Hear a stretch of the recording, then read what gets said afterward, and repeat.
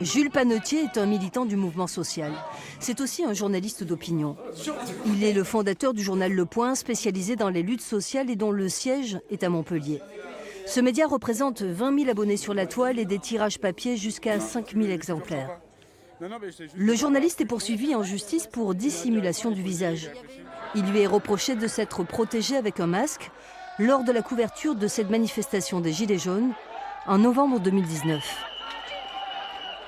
C'est-à-dire que concrètement, voilà, je pense que tout le monde va bien le comprendre maintenant. J'avais un masque comme ceci et j'ai alterné avec le fait de l'avoir comme ça pour me protéger des gaz lacrymogènes. Voilà, tout simplement. Au tribunal correctionnel, lors de son réquisitoire, le procureur a déclaré que les journalistes n'ont pas plus de droits que les manifestants et il est interdit de travailler le visage couvert, ce que conteste fermement l'avocate du journaliste. S'il ne se protège pas, il ne peut pas exercer sa liberté de presse. Et d'autre part, les journalistes, à mon avis, doivent bénéficier de protections particulières. Ils doivent être protégés.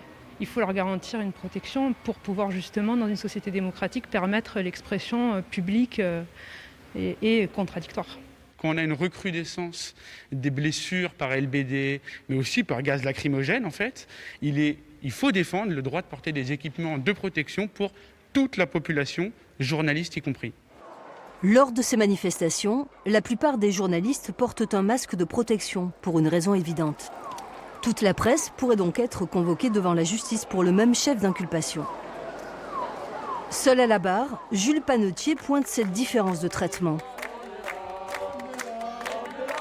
C'est la presse, on va dire, d'opinion, un peu la presse militante, celle qui revendique notamment son attachement au mouvement des Gilets jaunes, qui se retrouve aujourd'hui derrière la barre. On remarque que dans le cadre de médias qui sont militants ou engagés, ce qui est le cas du Point ou de la Mule du Pape à Montpellier, on subit et on est ciblé plus particulièrement par soit des violences policières, soit par un acharnement policier et judiciaire.